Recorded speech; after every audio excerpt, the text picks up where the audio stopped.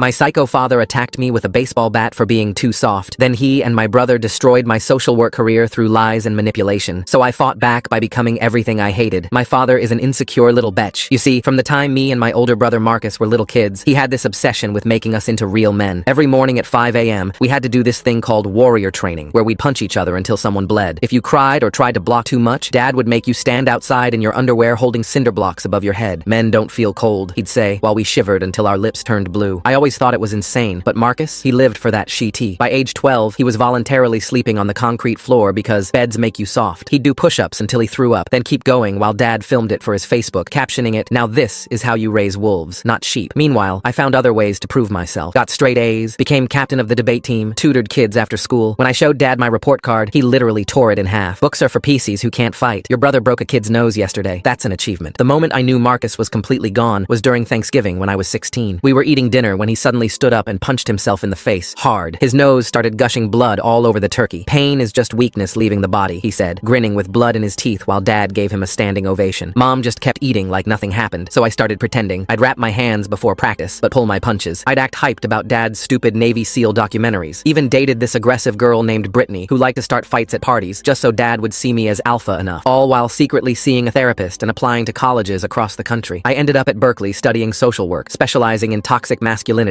and trauma. 6 years later, I was 24 with my MSW, working with at-risk youth. I'd built a whole life, had an apartment with my girlfriend Sophia, a ballet teacher Dad would call useless, ran workshops on healthy masculinity, even had a rescue dog named Tofu. When Dad called inviting me to Marcus's accomplishment ceremony, I assumed it was a fight tournament or something. I decided to go, partly out of hope that they'd changed, and partly out of morbid curiosity. I should have known something was wrong when Marcus answered the door. He looked like a skeleton wrapped in muscle, covered in fresh bruises and cuts. His knuckles were permanently swollen, and he walked with a limp. "Little bro," he said, grabbing me in a hug that felt like being squeezed by bones. That's when Dad saw me. His face went from fake smile to pure disgust in seconds. "Oh my gosh, did you get softer? You look like an effing woman." Before I could respond, he grabbed my wrist. "Feel that? Like a little girl's. Marcus, show him what a real man's hand feels like." Marcus held up his destroyed hands, fingers bent wrong, scar tissue everywhere. "Been training with broken glass, bro. Can't feel shat anymore. It's beautiful." That's when I noticed the table covered in weapons, brass knuckles, a baseball bat with nails, broken bottles. "Tonight, you boys are gonna fight for real. Winner gets my respect. Loser, well, losers don't deserve to be called my son." I tried to leave, but Dad blocked the door. "You ain't no son of mine anyway. Prancing around with your degree in your soft hands, probably letting that woman of yours boss you around like a bitch." He picked up the bat. "Maybe this'll finally make you a man." Marcus was shadowboxing, completely brainwashed. "Come on, bro. It'll be like old times. Don't worry, I'll go easy since you're so weak now." That's when Dad swung the bat at my head. I ducked and heard it smash into the wall. My girlfriend just stood there, frozen with fear. Marcus started laughing. "Yeah, that's it. Fight back." Dad swung again, grazing my shoulder. I felt something pop and warm blood